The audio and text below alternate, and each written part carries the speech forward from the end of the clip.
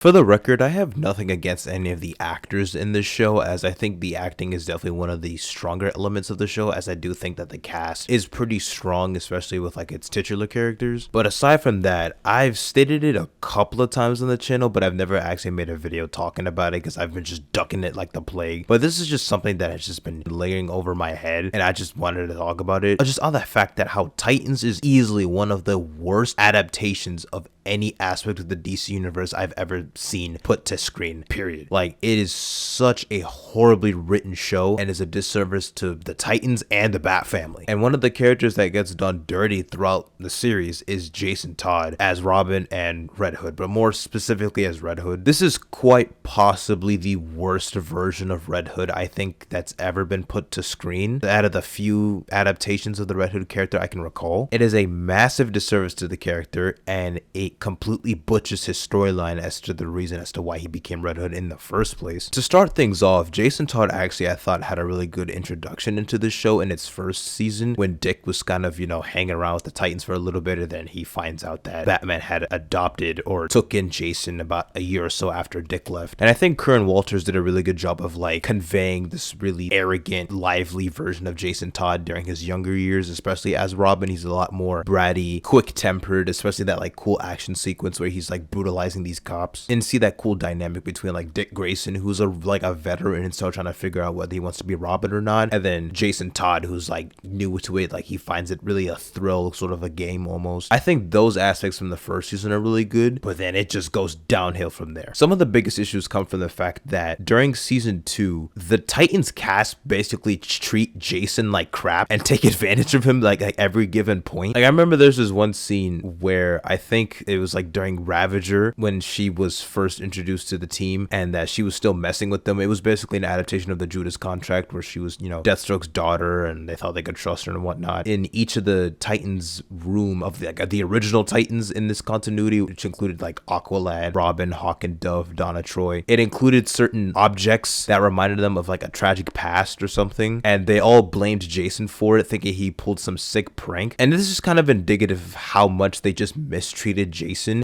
The cross is on my mirror. I still don't know what the fuck you're talking about. I'm sick of this shit.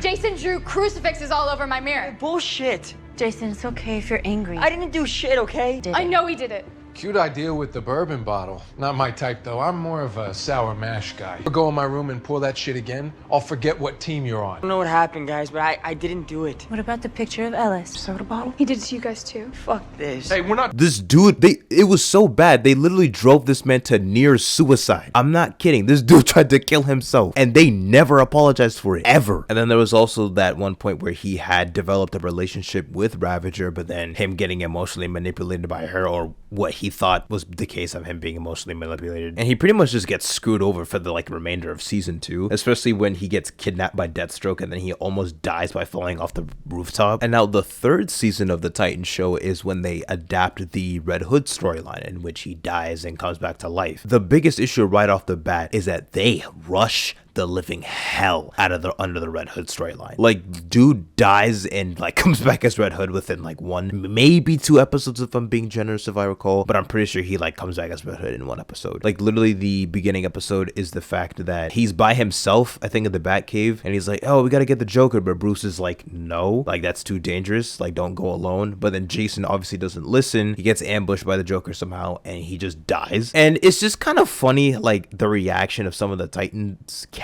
Like, you know, I think Garfield was like one of the few that had like an emotional reaction, but then Starfire's just like, yeah, he had it coming. He did this to himself. It's just like, wow. Sounds like Jason went after him the same way he went after Deathstroke. Alone and unprepared. I'm so angry. At the Joker. No, at Jason. Because he never learned. When Jason left the Titans to go to Gotham, he was alone, angry, and I get that. Dick was hoping he'd figure things out with Bruce, but he never did. He clearly just kept making the same mistakes over and over, and it finally got him killed. Jason never evolved. He never grew past his own worst instincts. Well, let's be nice. Yeah. Let's be nice. We don't have to go there. I mean, you're not wrong, but you didn't have to say it. I mean, good Lord. And then this is kind of how we get introduced to some of the future Bat Family members or Bat Family members that we haven't seen yet, like Tim Drake, who hasn't even been introduced to the Bat Family characters. He's not a part of that lore yet. He's just kind of there in Gotham. But more importantly, Barbara Gordon, who is commissioner in this universe because Jim Gordon is dead. Man, that's like the second adaptation that I've seen Jim dead in this like weird dystopian-ish universe, like with Gotham Knights, the video game, and now this thing. And then Dick Grayson comes back to Gotham after, you know, chilling with the Titans, kind of check on Bruce. And then this comes to one of my biggest issues with this show. Batman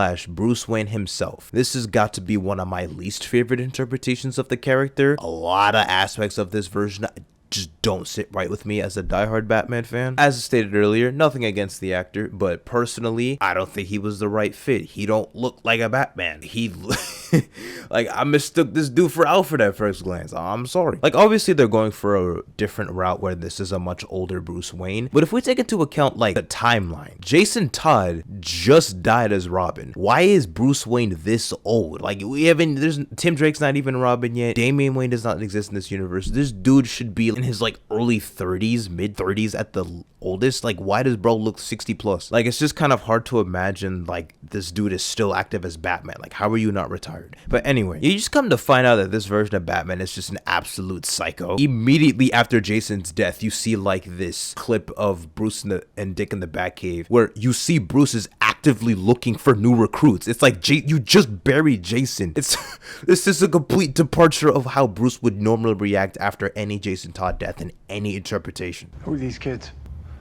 Who are they? Potential recruits. How can you even think this is a good idea? Turn them into a sidearm? A weapon? Fuck them up in the head, or even worse, get them killed like Jason? But don't you worry, Batman fans, it only gets downhill from here. So as Dick is chilling in Wayne Manor, you come to find out that Batman himself actually killed the Joker with the, I don't know if it was the same crowbar or a crowbar that was used to kill Jason. Like, you find out that he just, whatever Joker was being held up probably at Arkham, and he just killed him. He literally pulls up to Dick's room in the Wayne Manor. He's like, hey, yo, is that dude Joker? Yeah, he don't. I'll put the brakes on him. I'm gonna dip, Gotham, be a better Batman. And he just leaves. It's like you just killed the entire purpose of Jason Todd coming back as Red Hood and being a vigilante in Gotham. It's like, why even become Red Hood at that point? Everyone knows as to why he did it, so that he could take revenge on Batman, because he's like, yo, like, Joker killed me, like, why you even killed the Joker? I'm fine with adaptations not being copy and paste one-to-one. I do think it's alright to have changes in the adaptation as long as it works for the benefit of the story. This show ain't one of them. You will never see me use this show as an excuse on how to differ from the source material, because the writing throughout all 4 seasons of this show is just horrendous. So throughout the remainder of this season, the Titans essentially use Wayne Manor as their base of operations, and the main antagonist of this season is basically Scarecrow, or Jonathan Crane rather. I can't even call him Scarecrow because like you never see him use the mask, and his personality is kind of weird. You don't really see a lot of usage of like the fear toxin on what makes Jonathan Crane such a formidable villain in the Batman mythos. It's like, why are you using Batman villains in a Titan show? That is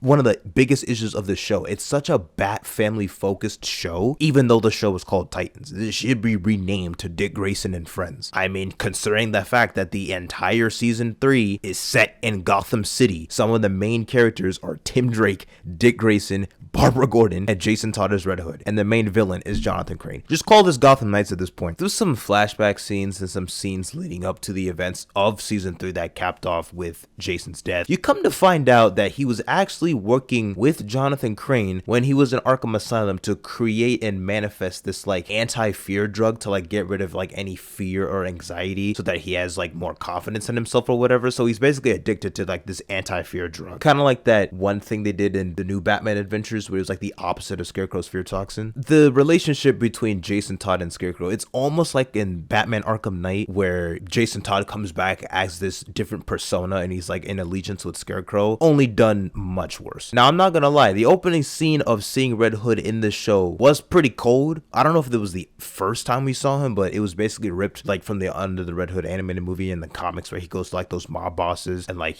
brings those decapitated heads and stuff. That shot was cool, but a lot of the other stuff is just like, man, this is some of the worst written material for Red Hood I've ever seen. It's like, why does he go by the mantle of Red Hood in this context or in this universe. Considering the fact that his purpose of being Red Hood has nothing to do with the Joker, because guess what? He's freaking dead, and his vengeance is more so towards the Titans instead of, you know, Batman, because Batman just dipped and just isolated himself in some other random part of the world. And it's just like, as a Red Hood fan, like, looking at this is just so questionable, because throughout the season until like the almost very end, he's basically just Scarecrow's little dog, his little toy. Like, Scarecrow just controls him. Oh, if you don't do what I say, I'm not gonna give you that anti-fear drug, and he just obeys like a little wuss. I mean, you get some cool action sequences here and there between Nightwing versus Red Hood. I thought were kind of cool, and the first few episodes of the season 3 tricked me into believing the season was good, with especially the shocking death of Hank, which I didn't really expect, all thanks to essentially Red Hood's antics, which kind of makes it hard for me to believe that they ever decided to forgive him. It's like, he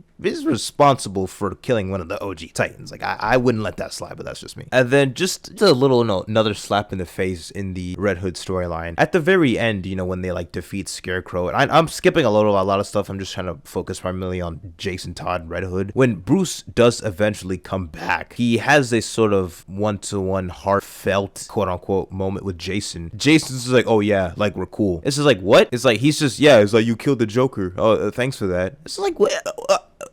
I'm lost for words. How do you mess up the Red Hood storyline this bad? You literally did not include the basic fundamentals of adapting any Red Hood storyline where he is killed by Joker. Like, what?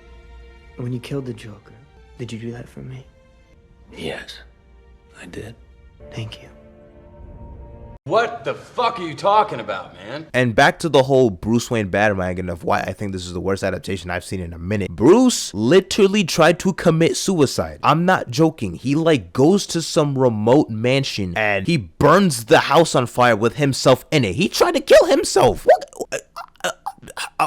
The only reason he survived is because Donna Troy came in and saved him, as she somehow knew that he would be in danger, in which, you know, she also died in a stupid way in season 2, but, you know, found a way to came back in season 3. God, the show is so goddamn trash, man. The weird thing is that the main philosophy behind the Red Hood character in, you know, the source material is how he believes that Batman's methods aren't enough and some bad guys just deserve to be killed, and he would be willing to go the way of not only killing said enemies but also going around the route of controlling organized crime. But in this adaptation, it's just more so not even, oh, he thinks he can fight crime in one way. He's just a straight up villain at this point. Like, he's just a lunatic. There is no implementation of Ra's al Ghul or the League of Assassins or Talia al Ghul in his resurrection. The Lazarus Pit is literally treated as some random healing pool that's under Arkham Asylum, undisclosed to Batman and the rest of the Bat family, no one knowing about it. There's no mention of the League of Assassins, Talia, Ra's, nothing. It's just like,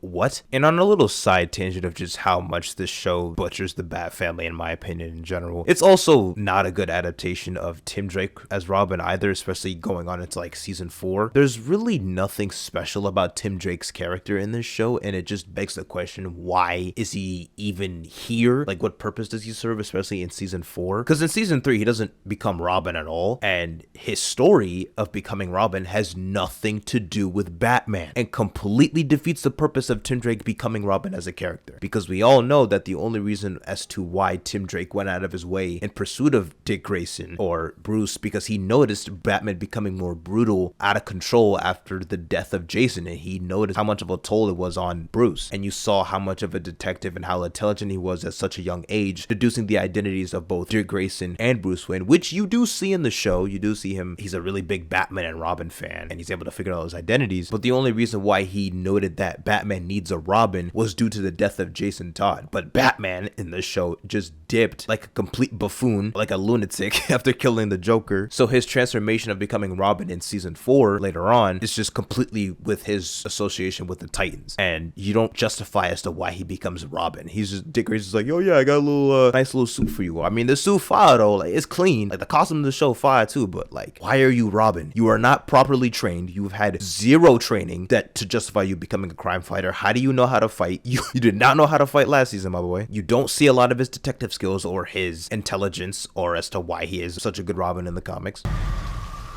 Who the fuck are you supposed to be? I'm Robin.